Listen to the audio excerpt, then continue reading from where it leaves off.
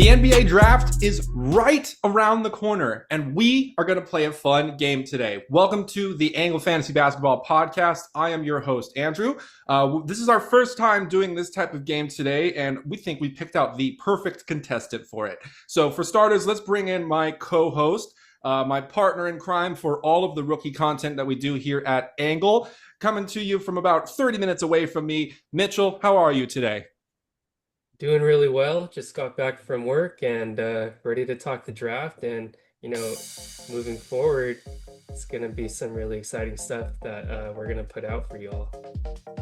All right. So with that being said, let's get the game started. Let's bring in our contestant.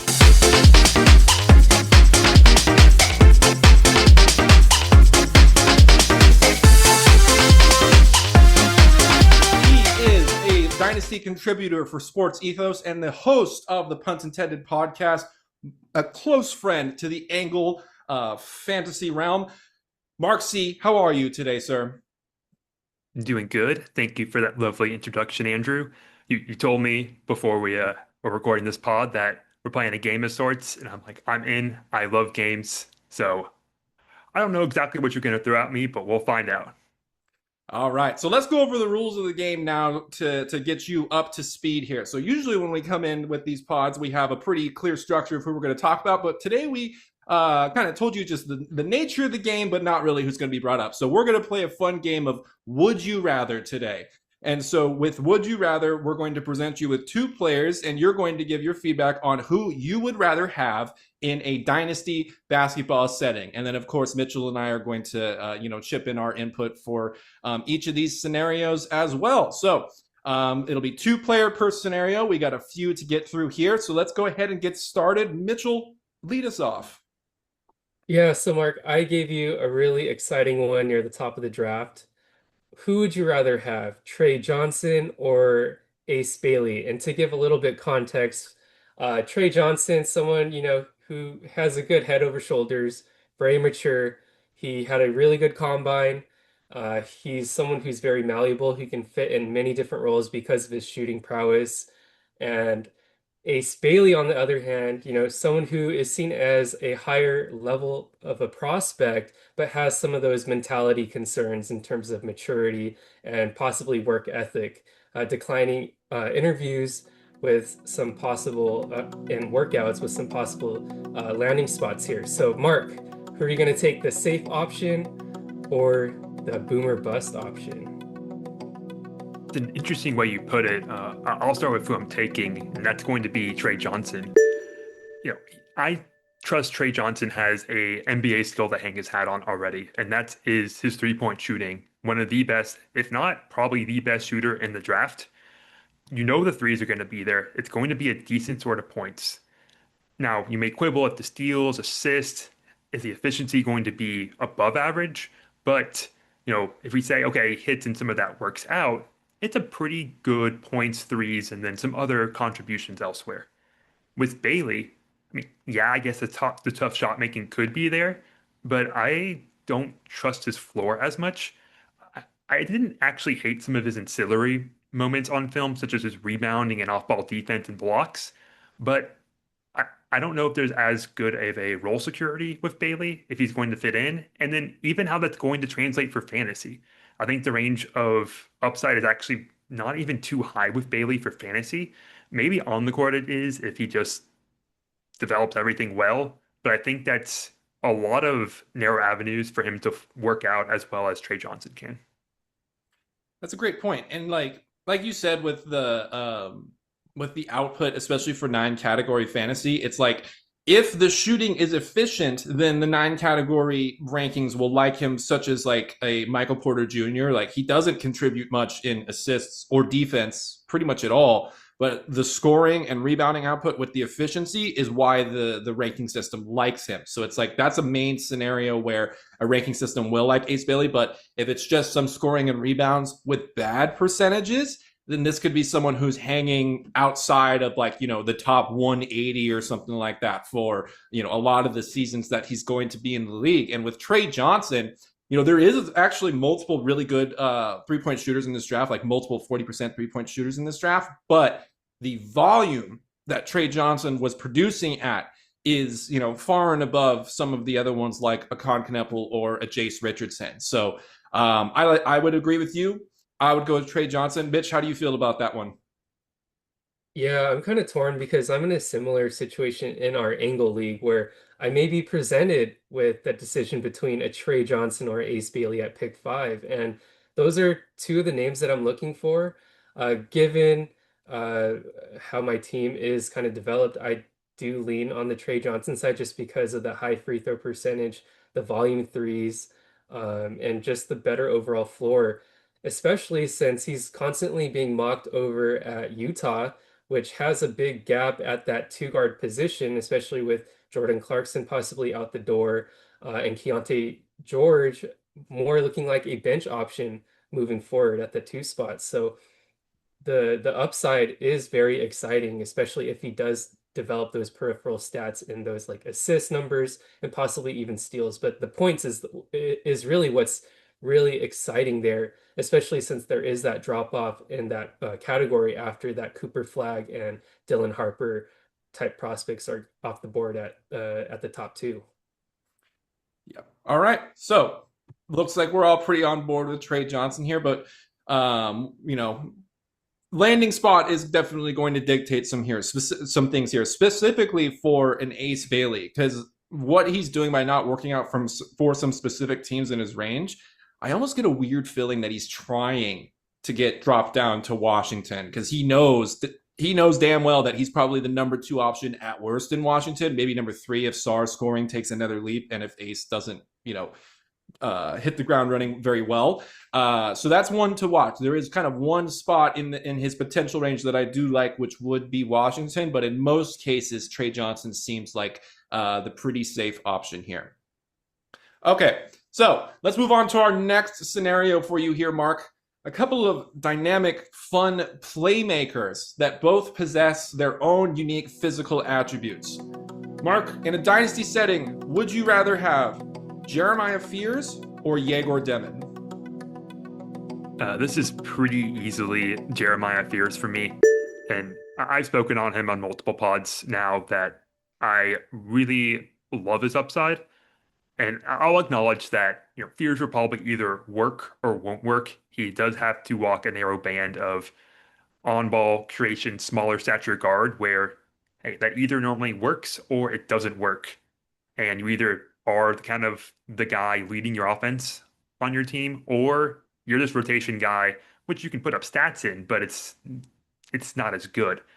But with Fears, I think he has one of the rarest abilities in the game, and that's getting in the paint without too much additional help in terms of screens or any other actions. His handle is pretty polished at his age. He has that burst, that short area quickness and agility, and that's just not something you can teach. And I think that's one of the best inherent skills that any prospect can have. I trust that to help open up this game. I think the shot can at least get passable. I love the way he draws free throws, even with his smaller size. Yes, the accuracy, the shooting, the finishing needs some polishing, but I trust that a lot more. Or really, I trust that even that development, and if he hits more than what Demin could be, Demin does have a good passing bag, a great passing bag, but I don't think he has the dribble, handle, or athleticism to really fully accentuate that passing. And I'm a bit worried what his role will be and if he can really tap into that upper end outcomes compared to someone like Fierce. Great So points. yeah, so with Fears, I definitely believe there is a better potential for him to be that offensive engine given his playmaking ability and his tighter handle, right? A lot of the concern with Yegor is whether he can handle the pressure in the half court. Uh, that doesn't really become a concern with Jeremiah Fears having one of the best handles and bursts in this class.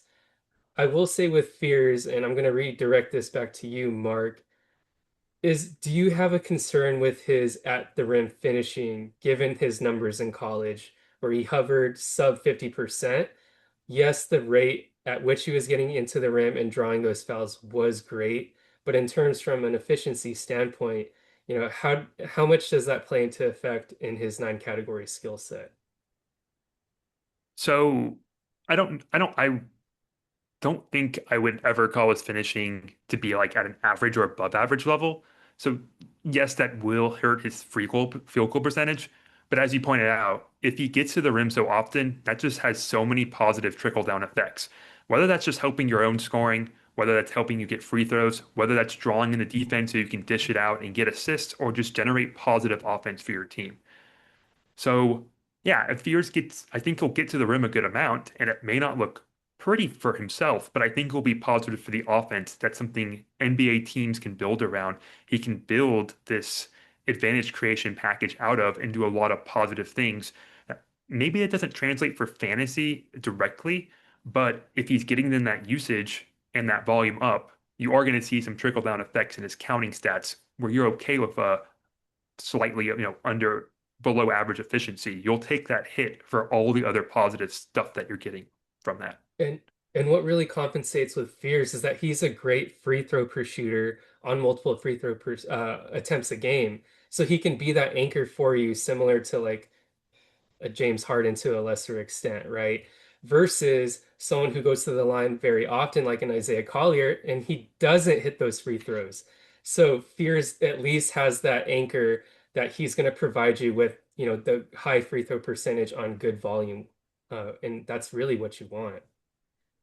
I like that because with like there's a few of these creator guys in the lottery outside of, once we get past number two with Dylan Harper. And at least with Jonas and Demin, there's turnover concerns. And with Demin, there's of course shooting concerns. So Fears is really the one in this range that does not have those turnover concerns thanks to his tight handle. I think handle is kind of the main issue for both Kasparis and Egor. And then, some of it with Egor with his turnovers is because his assist percentage was so high, his rate of attempting assists was so high. You're naturally going to get some more turnovers with that too.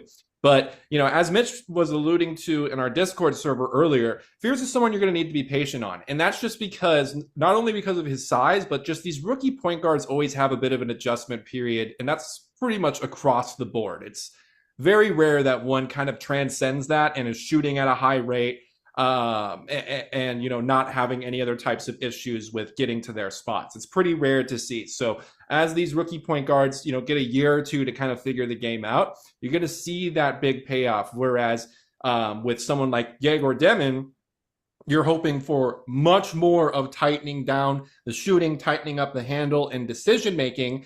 And Fears, it's really just putting on some size and becoming a little bit more efficient from the 3-point line. And that's something that, I'm quite excited to see. I remember in the pre-draft process, this was before the lottery happened, they were mock drafting Fears to Dallas because they expected Dallas to be at the back end of the lottery, like 11 to 14. So Fears being like the heir to Kyrie Irving sounded absolutely picture perfect to me. But of course now Dallas has the number one pick, and so there's some different options waiting for Fears towards the back end of the lottery or even in the mid lottery. So this is going to be a very curious case to watch, but a lot of people are very understandably high on Jeremiah Fears.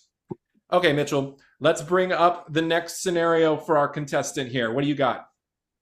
Okay, so this is going to be two big men, typically mocked near the mid to, well, the back end of the lottery. One, Khaman Maluach, or two, Thomas Sorber. And to introduce Maluach, he's more of that traditional big man. He's going to provide you as an anchor in field goal percentage.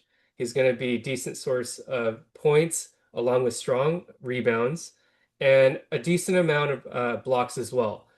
Versus Thomas Sorber, who will probably be mocked a little bit later in real life, but provides a little bit of a better fantasy stat set, contributing out of position assists, good block and steal rates as a big, and also pretty much a better overall game.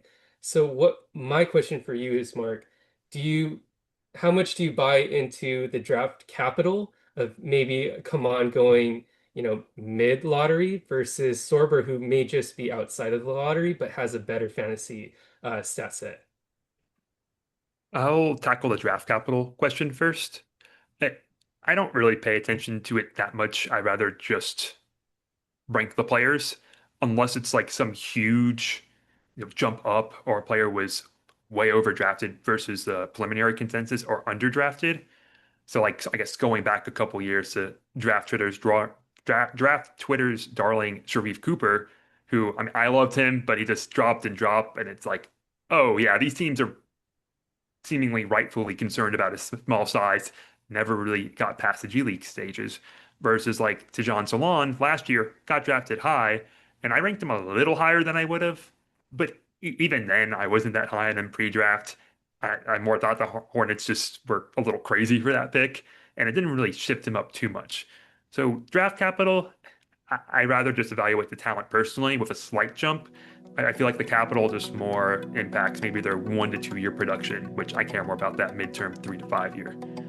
So with getting into now Khaman Maluach and Thomas Sorber, maybe this sounds spicy, but I'm not only taking Sorber here, I personally will have Sorber a tier above Maluach in my fantasy rookie rankings. And you kind of hit on why. Sorber has, I think, more skills than just your typical big. He chips in nicely in steals. He has some playmaking out of the short roll, kind of reminding me of Isaiah Hartenstein a little bit. And I think we see how the NBA values these bigs that can do just a little bit more than just, oh, you're some defense and some rebounding and screening. And I love what Sorber can do with just these nice little contributions across the offensive board while being a projectable defensive anchor big and drop coverage. And compare that to Maluach, who, yeah, he has the size. Yes, maybe some people buy the shot. I'm definitely not one of those personally. And I kind of just see him as kind of Clint Capella-ish. That's that's probably doing too much of a disservice to Maluach's upside as a defensive switchable hub, and that Maluach could be more impactful defensively than Capella. But in terms of fantasy stat set, I mean, I think Maluach is just giving you field goal percentage, but on limited volume because he doesn't have much creation in that game. Some boards, good boards, and some blocks, but that's all I kind of see from his like good outcomes. Whereas Sorber, I see his good outcomes giving you assists, points, boards, blocks, steals, and field goal percentage. That's a lot of stats in favor of Sorber right there.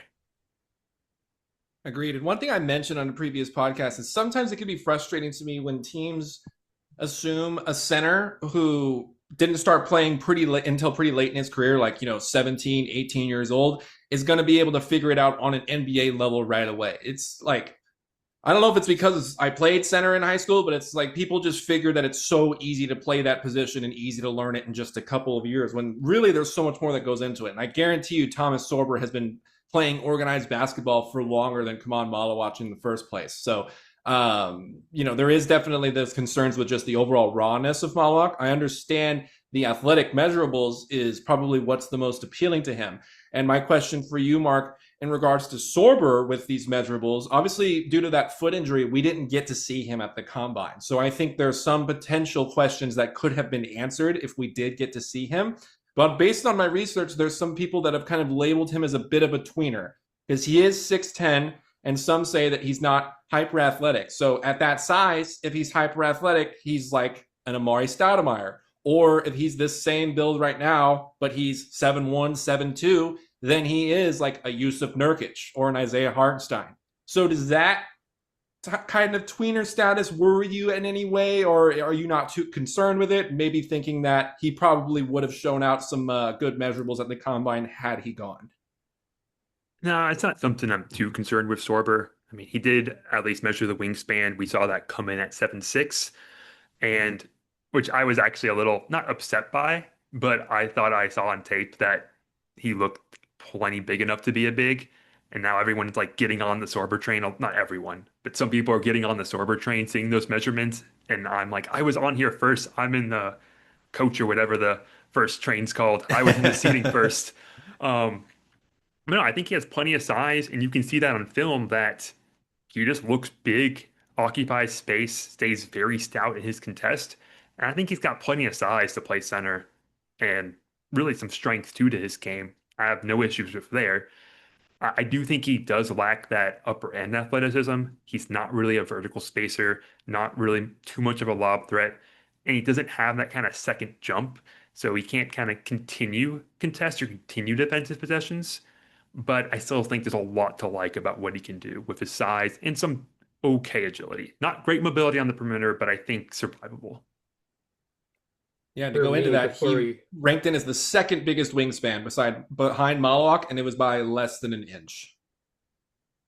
Yeah, and when I think of Sorber, I kind of see him in a similar vein as like a Wendell Carter Jr., where he's more of that positional defensive threat, but with the same stock or with better stock upside than a Wendell Carter Jr. Not exactly a traditional five, but can kind of stretch the floor in a little bit of a way and also provide that connective piece in the high pick or the connective piece from the high low with various different passing capabilities. So Andrew, let's lead us into another one with two of Mark's favorites. All right, So I'll let's let do you this. have So it. these are two guys that we probably would both say are very determinant on their landing spot. That's going to dictate how much they might fluctuate within our big boards. So for you, Mark, would you rather have Derik Queen or Colin Murray Boyles? These two names I have back to back on my board in the same tier. So I, I can't cop out. I won't cop out. I won't say flip a coin. So I will lean by a hair. Derik Queen. It's really tough as I do love Murray Boyle's defense and I love his rebounding. I love his passing, but I usually defer to the upside of an offensive player, of an on-ball creator with Queen. I value those points and assists more than I do the defensive contributions of someone like Murray Boyles. So I'll lean Queen here, but I do like both these players a good amount. I think both will be good fantasy contributors. They both have their warts and questions that could keep them back from starter level minutes in the NBA, but they just will, I think, produce for fantasy, even in limited minutes, even in rotation roles. And I just like Queen slightly better, but it's very close. It, I think we finally stumped him just slightly a little bit, Mitch. He had a tough time with that one. I was waiting for at least one of those to happen, and then we figured that might be the one since you seem to like both of those guys. So like with Queen, if we can get to like a Julius Randle type of outcome, that would be so awesome because he's not like a towering 7-footer, but he's kind of one of those bigs that you expect to be a good source of offense, someone who's a good passer, and then hopefully is going to be able to start stretching the floor a little bit more. I'm trying to remember offhand if Julius Randle shot many threes at Kentucky. I kind of remember him being more of an interior presence when he was there. So the range of outcomes, I mean, Mitch and I both are not super high on Murray Boyles, but we've both admitted that if he goes to the right landing spot in the draft, then he's most likely going to shoot up our big board. And it's just so landing spot dependent with him. Whereas there is some other spots with Derik Queen where we are a bit more, comfortable with him going there. Like, he has more better options, I would say, in the range he's probably going to get drafted at than a Murray Boyles would. Do you agree with that too, Mitch? Yeah, definitely. There's always going to be a need on offense for someone like a Derik Queen who can facilitate on the high-low action, who can also attack closeouts from the three-point line. He's one of the more creative offensive hubs as a big man in this draft, probably the most creative at the center position, and that's just not something that you can really pass on, especially because when I think of, talent evaluation from a dynasty perspective, you can kind of, I don't want to say kind of, but there's sometimes always a part in the draft in like the 20s where you can draft a defensive big man who can provide top 100 value maybe 1 or 2 years down the line. And when I think of those players, I think of someone like a Nick Claxton or a Time Lord. Give them 1 or 2 years to develop, they'll shoot up the ranks because of their block numbers and high field goal. Granted, I know Colin Murray Boyles does have a more diverse skill set than those type of players, but if you're looking for traditional big man stats, I'd rather go for the offensive hub with a Derik Queen.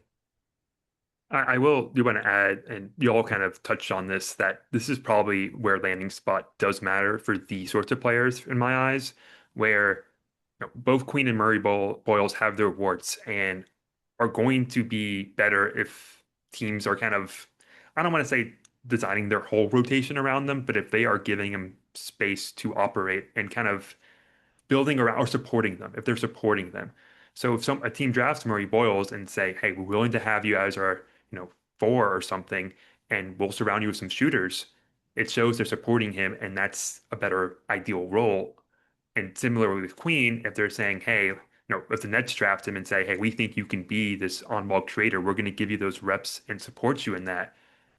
That's where this kind of dream outcome is for each player, respectively. So that's where the landing spot does kind of play a role. If it's more drafted in the mid-teens, the value play versus we're drafting you with this top 10 or even lottery and pick investment, we think that you can impact here and we're going to support you doing that.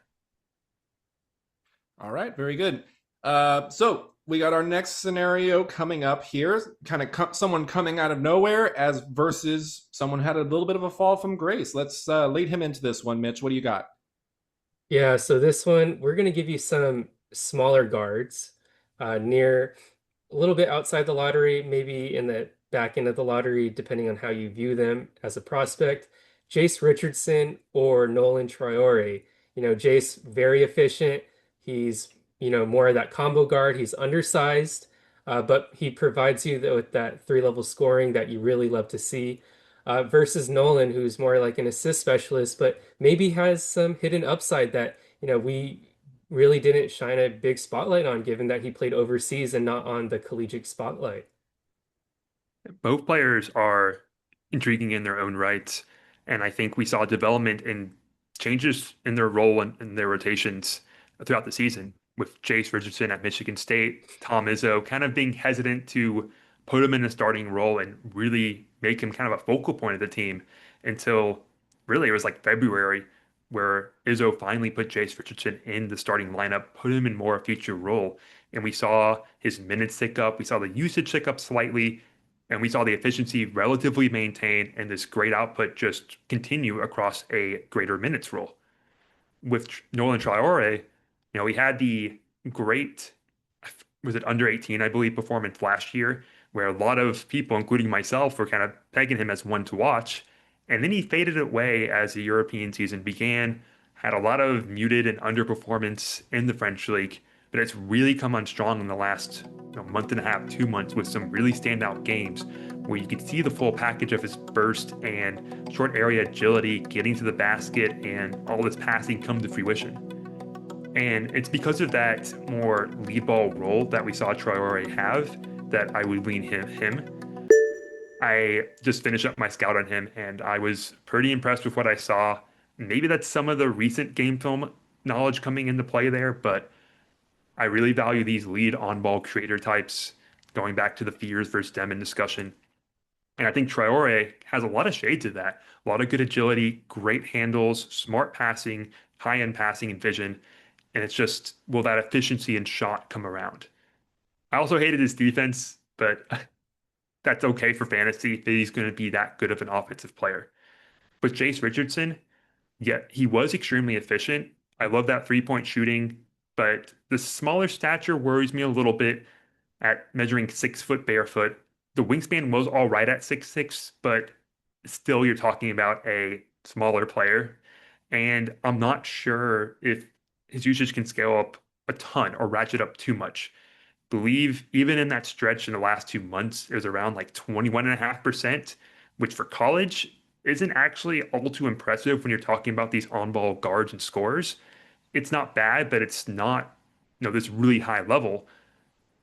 And I think Richardson will be fine in this shooting and kind of opportunistic scoring role, maybe more than opportunistic, but I don't know if he's scaling up beyond that point, and I'm not sure if he's more just kind of this point threes and occasional assist player versus Traore, where I think will be a points, assists, and some threes at greater volume player if he hits.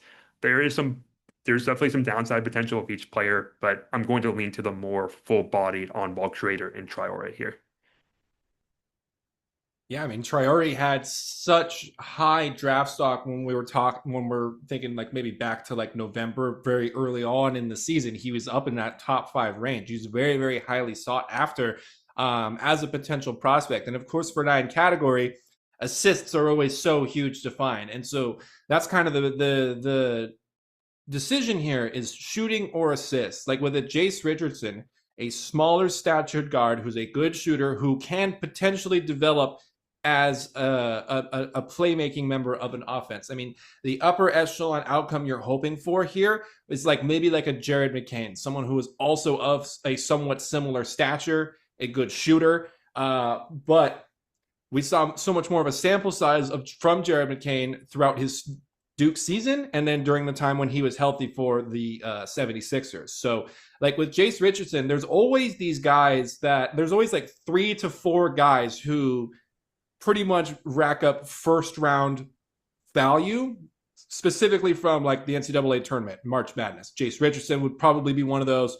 Walter Clayton is another example of one of those. So, that's kind of the one outcome you're hoping for would be like a Jared McCain, but I think with the Traore, there's just so many other different possibilities, especially if, let's say with Jase Richardson, you're getting, maybe a couple threes a game and not much else. But with Traore, you're getting 4.5, 5 assists a game right out the gate, potentially, so that's obviously for us, the 9 category, more useful because you can find shooting, just about anywhere. There's going to be someone drafted from the second round, more than likely, who's going to end up being a lights out shooter too. How do you feel about this one, Mitch? Yeah, I tend to lean more towards Nolan Troyer on what he can become as a potential starter and lead initiator. With Jace, I just don't know, given his stature, if he can be that focal point on offense, right? He's only 6 feet tall, barefoot, and I believe he's like 175 pounds soaking wet. And Jace kind of, to me, caps out as more of like a Peyton Pritchard type. Peyton Pritchard, very exciting player off the bench, but not someone that I'd like to build my franchise around at the starting point guard position because I don't think he has those playmaking chops. Even as like a Peyton Pritchard, who was a lead initiator in his time at Oregon for many years. Jace just doesn't have that, offensive engine upside. He's more of going to be like a flamethrower off the bench on pretty good efficiency. But with Nolan, you just kind of have a little bit more that keeps you a little bit, who keeps you more excited in a fantasy lens. So Andrew, this one's going to be fun for you to ask Mark because it involves one of your favorites, and these guys are some very exciting gambles at the end of your first round. So Andrew, That's right. let's Potentially even do it. earlier than that. Someone might be considering one of these guys at the back end of the lottery or just outside of the lottery. So a couple of upperclassmen playmaking bigs with very, very interesting 9 category stat sets. So Mark, would you rather have Maxime Raynaud or Danny Wolf? As soon as Mitchell said one of your favorites, Andrew, I was trying to rack my brain. I'm like, where is this going? Then as soon as you said big, I knew it was going to be Raynaud. And on every pod, I swear, you find a way to mention him. It's like I feel like it's a game at this point. Game within a game, maybe. The smoke screen.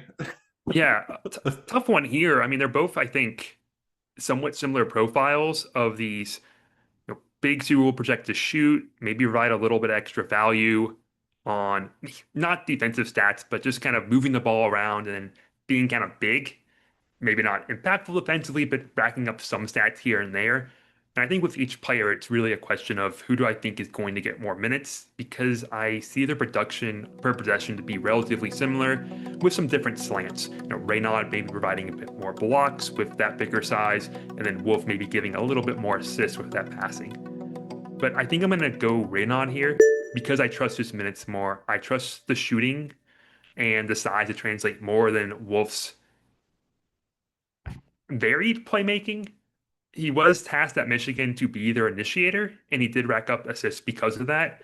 But it looked very sketchy at times, a lot of turnovers, and that was not because he just had the ball in his hands. It's because he had a lot of wayward passes, a lot of times where his handle just wasn't sufficient enough, even factoring in his position as kind of this forward slash big. So I think Raynaud has a chance to stick in a greater rotation role, and then we'll just give you some blocks, some threes, some rebounds, and chip in a bit more across the board and a bit more reliable overall.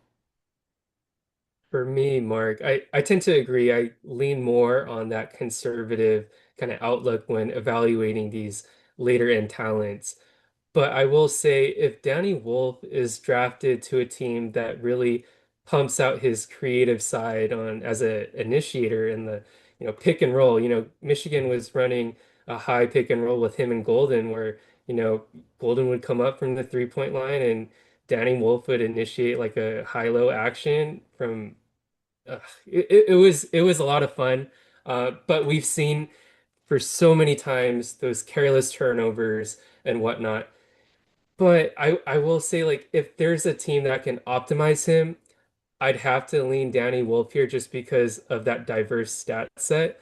Um, and I think of someone like a Walmart Derik Queen, right? Someone who is very creative, who actually does have better shooting flashes from the 3-point line, but also he can serve as maybe an offensive hub for the second unit. So when I think of Danny Wolf, I think of maybe like a Mo Wagner with some playmaking chops, right? Someone who can provide you a little bit of everything while not necessarily needing many minutes to contribute. Andrew, I know this is your guy. Um, so is this Maxine for you all the way, or are there any doubts for you taking him over Danny Wolf?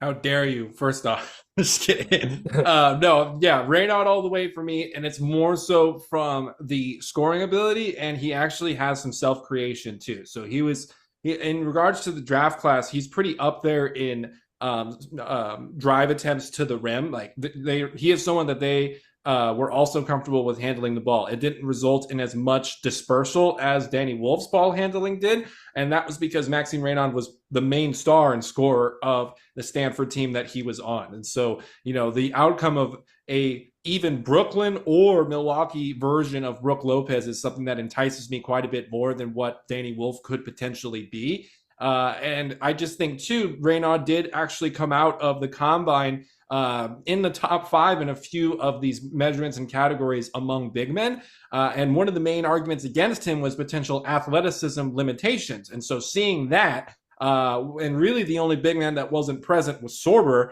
So seeing Raynaud getting the top 5 of a few of those categories is definitely very, very enticing as well. It kind of maybe silences a couple of questions that I had about limitations. And he had such a good combine performance too. He dropped 20 points in the game that he did play.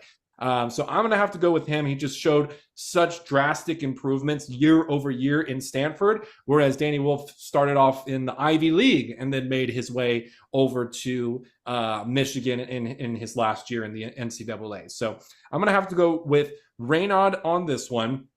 I do still see the value in Danny Wolf, though. Like, he's not somebody that I would, completely pass on. I do see it, especially if he goes to a team where I know they're going to try to make it work for him, maybe as like a bench creator, something along those lines. All right, Mitch, let's bring up the next scenario here. And this is a bit of a wild one. So take it away. Right. So a lot of times we're doing guard guard or wing wing, big big, but this is a different look. Mark, would you rather have the gamble of Hansen Yang, the mystery box, or someone you know who's probably going to stick in the NBA for maybe 8 to 10 years in Liam McNeeley? Oof. Okay. That's a good one. Yeah, it's been kind of, I guess, easier, not easier, but it's been easier to do apples to apples comparisons. And I didn't think about that we've kind of discussed similarly positioned players or somewhat similar players throughout the whole time until now. So yeah, this one's putting him on the spot. This is a good one, Mitchell. I think I would. I my heart says to take Hansen Yang, even though I think the draft capital is going to be very different.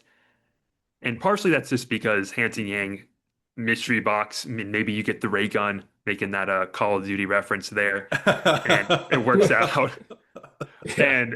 And it could work and it'd be fun, or you get the dud, or you get like little, what is it, the monkey, and then you The get teddy one of bear, the zombies. yeah. Yeah, the teddy bear, yeah, and then they go and laugh at you. But I mean, I don't. But with McNeeley, I'm not really a fan of him. I don't see the juice in him.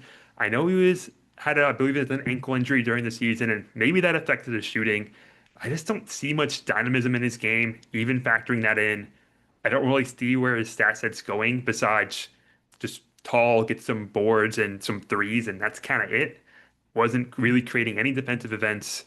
And I think he's just going to be a very blah player. And even if he hits, it's maybe this is an easy comparison, but he's going to be kind of Kispert-like and just cool. He can do some stuff, play on the wing for 20 minutes a game and give you some spacing and shooting, and you don't really notice him much other than that. With Yang, I mean, yeah, he could just not be mobile enough, not work out. But if he works in even a rotation role, even like a 10 to 15 minute per game role, that's probably going to be a lot better production than what you're going to get from Mcneeley. And I think I'd rather roll the dice and see what happens.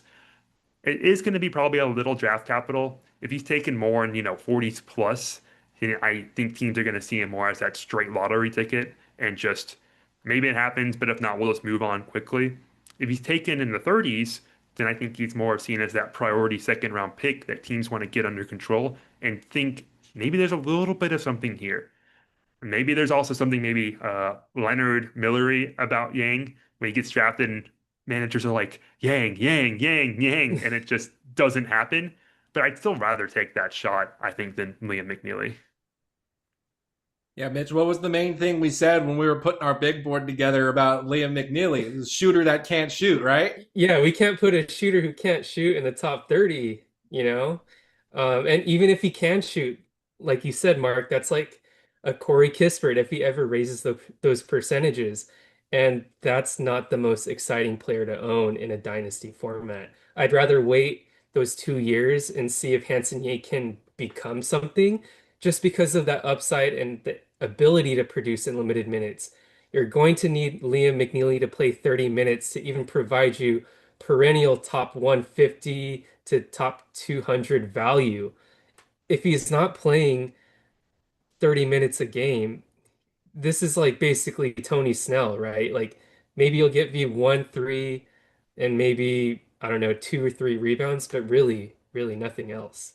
Um, That outlook sounds so sad where it's like even if he plays 30 minutes a game, you're getting top 150 to 200 production. I Like if know. that doesn't if that doesn't, and I don't even think that's like dissing him. I think that's kind of accurate. Yeah, this is I think that put it pretty starkly for me when you It put it is like that, fair. Mitchell. It is fair. It is yeah, a yeah. brutal realization, but that is fair to say. I mean, if he hits that 99th percentile, he could be Kyle Korver, all-star Kyle Korver, maybe a one-time all-star, and give you that, top 100 value for 1 year. Who knows? He can be a player of the month too, maybe, or 1/5 of a player of the month.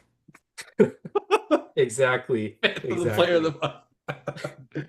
Oh, I love that. That was a good one. So we went with the mystery box on that one. The shooter is a shooter, but a mystery box could be anything.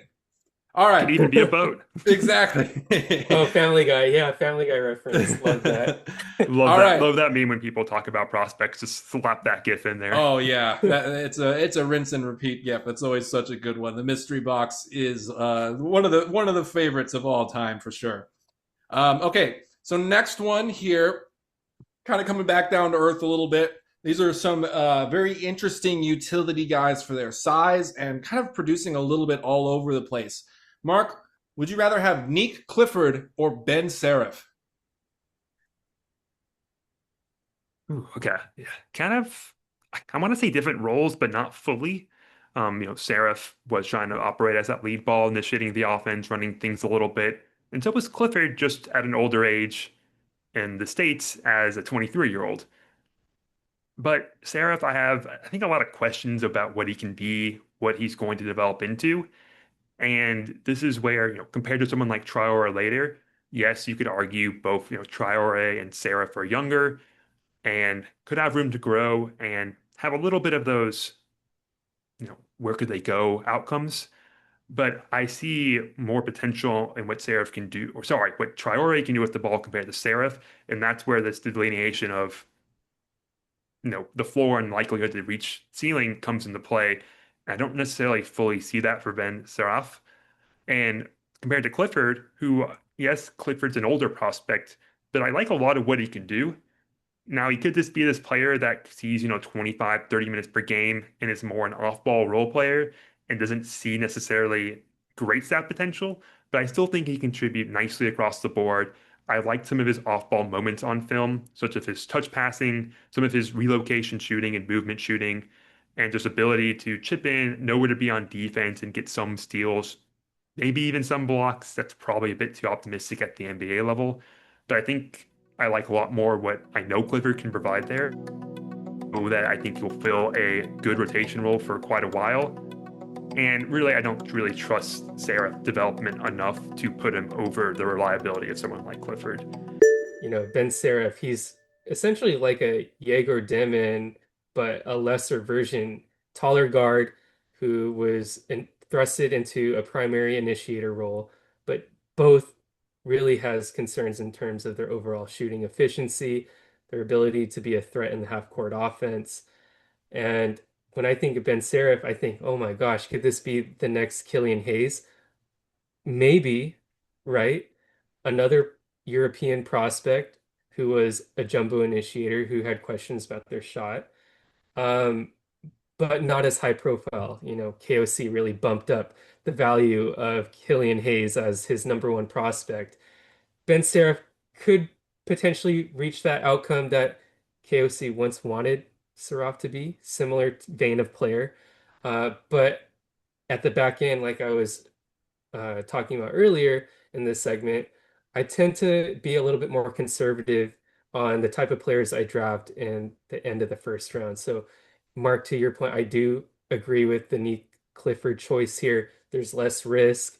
He's going to probably provide you a better return of value in the short term, but maybe even long term, since Saraf is a very large project of a player moving forward. Andrew, any closing thoughts on this one?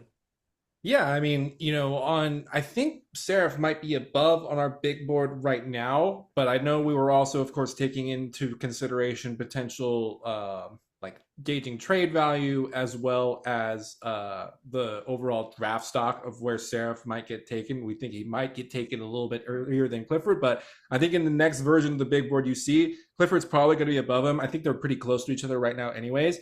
And it's just if it hits on for Clifford, if it hits on like this Josh Hart type of player, maybe not necessarily last or this year's New York Josh Hart, that's a pretty high place to aim for, but even like Portland Josh Hart or New Orleans Josh Hart, that's a very useful 9 category player. Like someone of his size who is putting in 9.8 rebounds per game in college, that screams to me like he has that Josh Hart engine. He's got that relentless rebounding motor, in addition to being an okay scorer and a pretty good passer too. So if that's the outcome that happens, then you definitely want Josh Hart every time over, potential Killian Hayes, or even if it does work out, it's going to be mostly just assists and a little bit of scoring, whereas Nique could be scoring really good rebounds for his position. Like you could be sticking him in the guard slot and he's putting in 5 to 6 rebounds per game, maybe more, and some assists too. So it's just the out of position uniqueness that Clifford probably is going to be able to provide,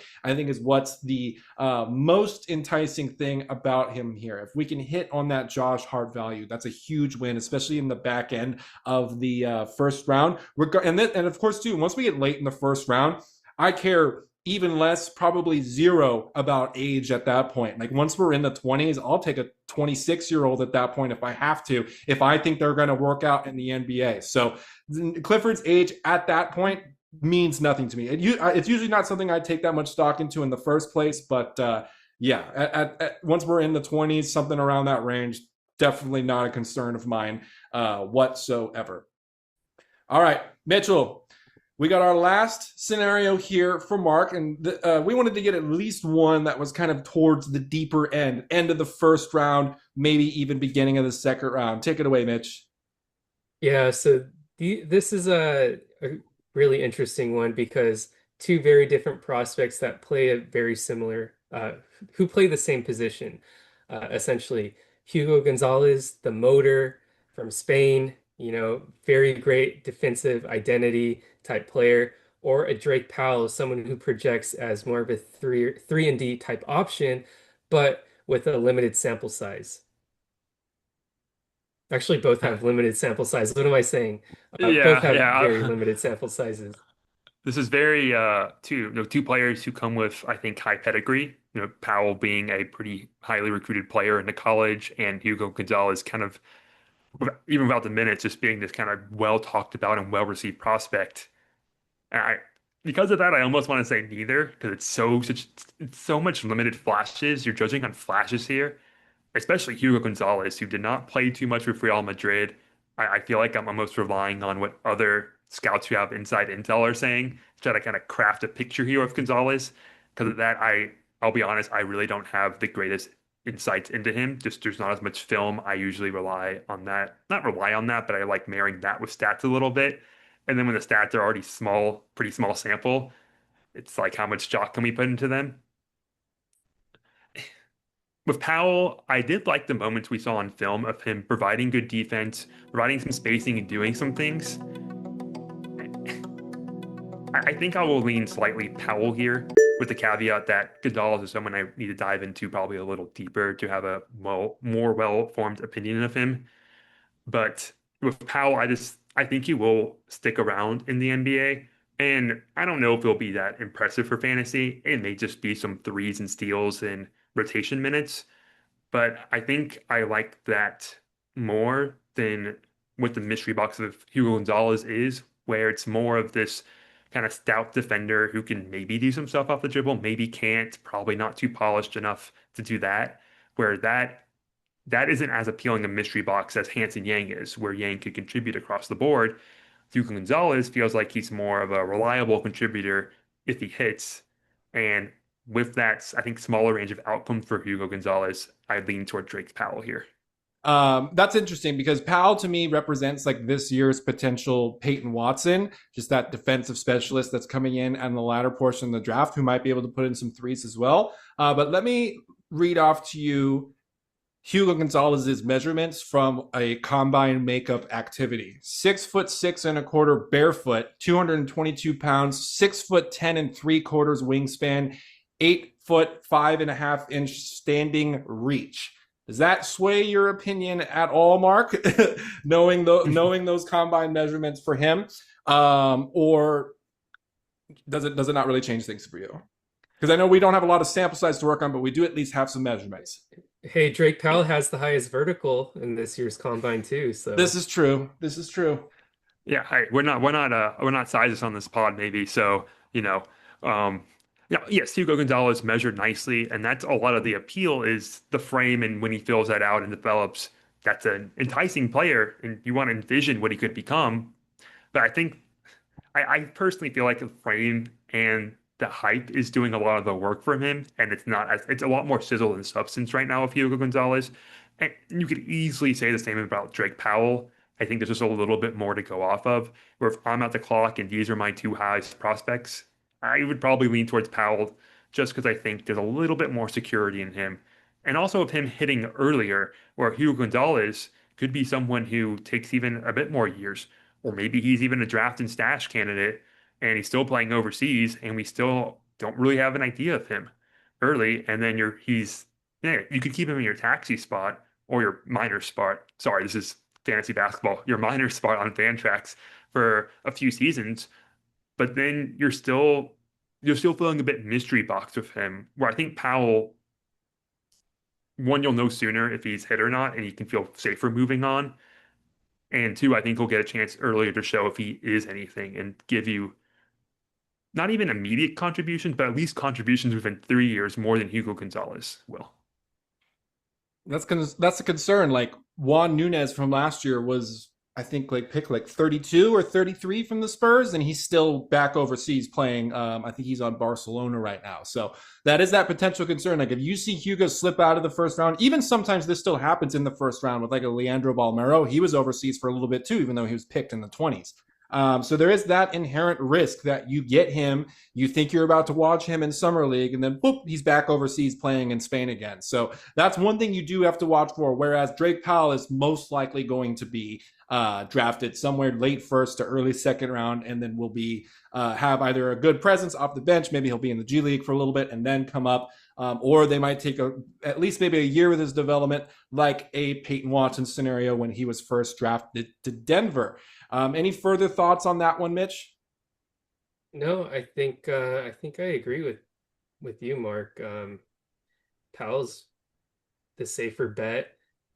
There's just too little of a sample size on Hugo's end for me to kind of buy into his upside.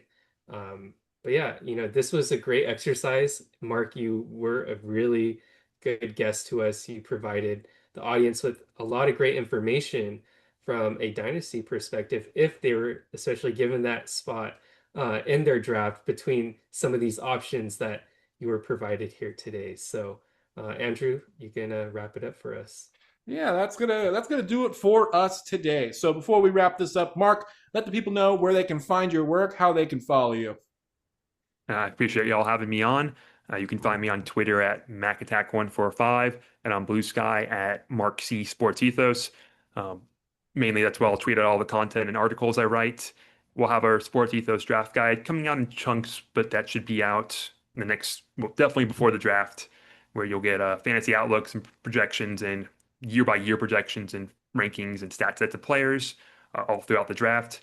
I have the Punt Intended pod, which drops weekly on Mondays.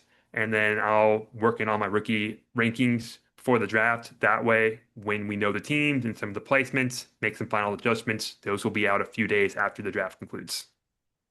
Well, you heard it here, folks. Draft season's coming up. You want to know what to do for your dynasty team? Follow all of our work. Follow SportsEthos. Follow the Punt Intended Podcast. anglefantasybasketball.wordpress.com is where you can find all of our content. Make sure to subscribe to the channel as well. And make sure to subscribe to Mark's podcast as well, too. It helps us out a ton. So thank you again, Mark, for joining us today. We're going to wrap this up here because us three have to talk about an absolutely insane trade that just happened in the Angle Dynasty League. And maybe we'll all be back in a trade review episode to talk about that one. So thank you for tuning in today, and we'll see you guys next time.